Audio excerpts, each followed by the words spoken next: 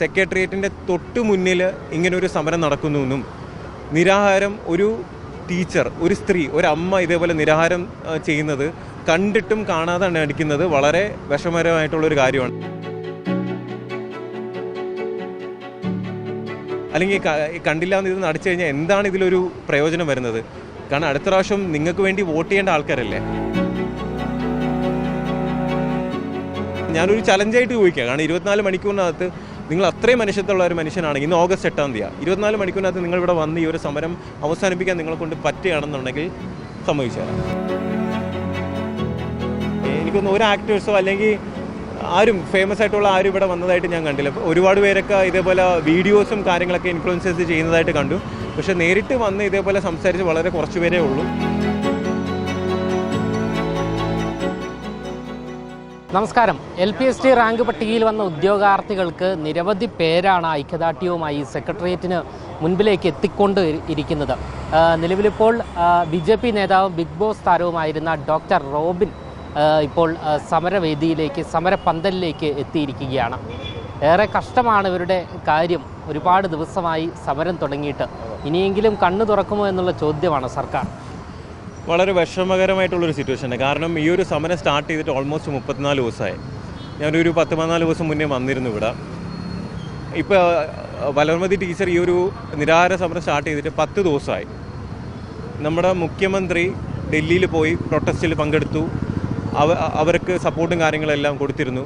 പക്ഷേ സെക്രട്ടേറിയറ്റിൻ്റെ തൊട്ട് മുന്നിൽ ഇങ്ങനൊരു സമരം നടക്കുന്നുവെന്നും നിരാഹാരം ഒരു ടീച്ചർ, ഒരു സ്ത്രീ, ഒരമ്മ ഇതേപോലെ നിരാഹാരം ചെയ്യുന്നത് കണ്ടിട്ടും കാണാതെ നടിക്കുന്നത് വളരെ വിഷമകരമായിട്ടുള്ളൊരു കാര്യമാണ്. കാരണം ഞാൻ വിചാരിച്ചിരുന്നത് നമ്മുടെ മുഖ്യമന്ത്രിക്ക് കുറച്ചെങ്കിലും മനുഷ്യത്വവും സ്നേഹവും ദയൊക്കെ ഉള്ള ഒരാളാണെന്നാണ്. പക്ഷേ അത് തീരെ ഇല്ല എന്നുള്ളൊരു കാര്യം പുള്ളിക്കാരൻ തന്നെ പ്രൂവ് ചെയ്തുകൊണ്ടിരിക്കുകയാണ്, അല്ലേ? കാരണം ഇതിൽ പലരും ടീച്ചറിന് വേണ്ടി ഇത് പലരും നമ്മുടെ മുഖ്യമന്ത്രിക്കും നമ്മുടെ എന്താ പറയുക ഗവൺമെൻറ് വരാൻ വേണ്ടി വോട്ട് ചെയ്ത പലരും ഉണ്ടാവും, അല്ലേ? ഈവൻ മുഖ്യമന്ത്രിക്ക് പോലും വോട്ട് ചെയ്ത പല ടീച്ചേഴ്സും ഇതിലുണ്ട്.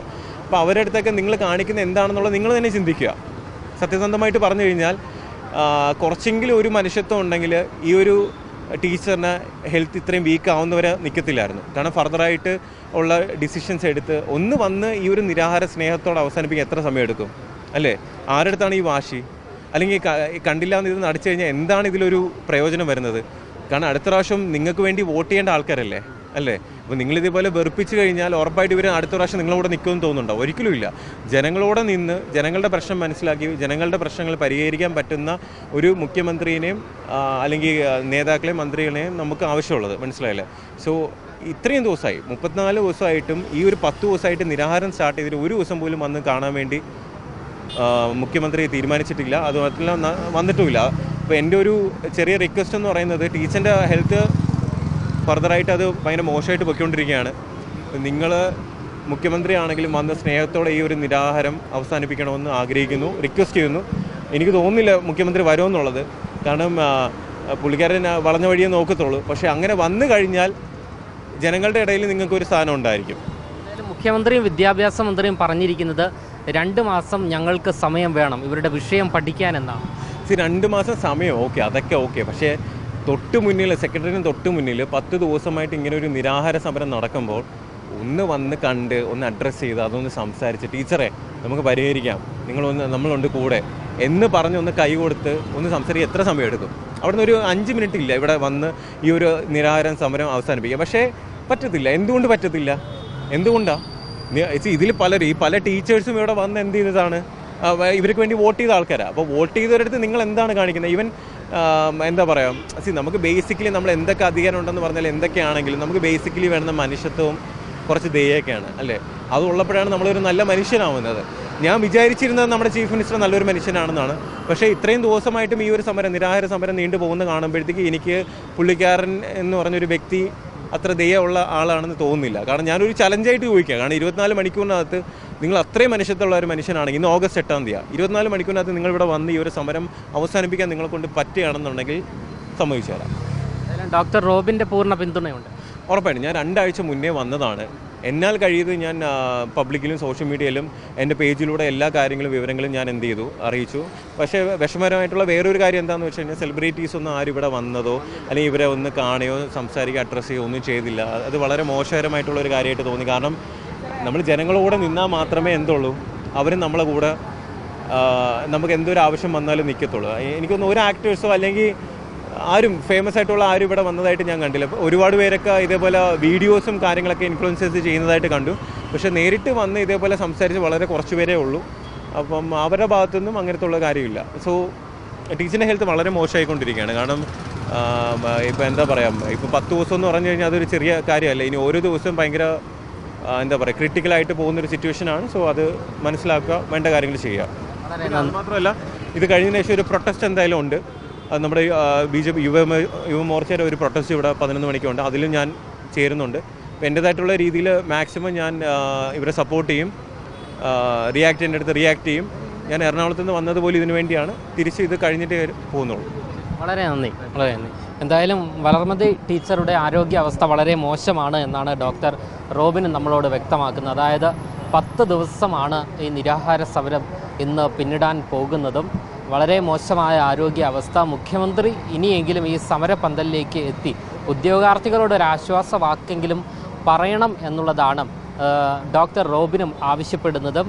ഇങ്ങനെ ആയിരുന്നോ നമ്മുടെ മുഖ്യമന്ത്രി എന്നുള്ള ചോദ്യവും റോബിൻ ഉയർത്തുകയാണ്. വരും ദിവസങ്ങളിൽ ഉൾപ്പെടെ വളരെ വലിയ പ്രതിഷേധത്തിലേക്ക് ഉദ്യോഗാർത്ഥികൾ നീങ്ങുമെന്നുള്ള സൂചനയാണ് നമുക്കും ലഭിക്കുന്നത്. എന്തായാലും ഏറെ ആശങ്ക ചെലുത്തുന്നതാണ് ഇവരുടെ ഈ നിരാഹാര സമരം. വളർമതി ടീച്ചർ മാത്രമല്ല, ഇപ്പോൾ 10-ലധികം വരുന്ന മറ്റു ഉദ്യോഗാർത്ഥികളും നിരാഹാരത്തിലേക്ക് കടന്നിരിക്കുന്നു. അതായത് ദൃശ്യങ്ങളിൽ കാണുന്ന ഈ മാസ്ക് ഇട്ട ഉദ്യോഗാർത്ഥികളെല്ലാവരും തന്നെ, ഈ ഒരു ആദ്യ നിരയിലുള്ള എല്ലാ ഉദ്യോഗാർത്ഥികളും ഇപ്പോൾ നിരാഹാരത്തിലേക്ക് നീങ്ങിയിരിക്കുന്നു. കേരളത്തിലുള്ള യുവാക്കളുടെ അവസ്ഥയാണിത് ഈ സെക്രട്ടേറിയറ്റിന് മുൻപിൽ ഇപ്പോൾ വിളിച്ചു വന്നത്. കാരണം PSC പരീക്ഷ എഴുതുന്നു, അവർ റാങ്ക് ലിസ്റ്റിൽ വരുന്നു. 1ാം റാങ്ക് മുതൽ അങ്ങോട്ടുള്ള എല്ലാ റാങ്കുകളും ലഭിച്ച ഉദ്യോഗാർത്ഥികളുടെ നിലവിലുള്ള സാഹചര്യമാണ് നമുക്കിപ്പോൾ കാണുവാൻ സാധിക്കുന്നത്. വിദേശത്തേക്ക് ഉൾപ്പെടെ ജോലി തേടി പോകുന്ന മലയാളികളുടെ അവർ അത്തരത്തിലുള്ളൊരു കാരണം ഇത് തന്നെയാണ്. കാരണം നമ്മുടെ PSC പരീക്ഷ എഴുതിയിട്ടും അവർക്ക് ജോലി ലഭിക്കാത്ത സാഹചര്യം. മണ്ണ് വാരി തിന്നു, ഇപ്പോൾ പുല്ലടക്കം തിന്നേണ്ട സാഹചര്യത്തിലേക്ക് എത്തിച്ചേർന്നിരിക്കുന്നു എന്നുള്ളതാണ് യാഥാർത്ഥ്യം. വരും ദിവസങ്ങളിൽ വലിയ പ്രതിഷേധത്തിലേക്ക് നീങ്ങുമെന്നുള്ള കാര്യത്തിൽ യാതൊരുവിധ സംശയവുമില്ല.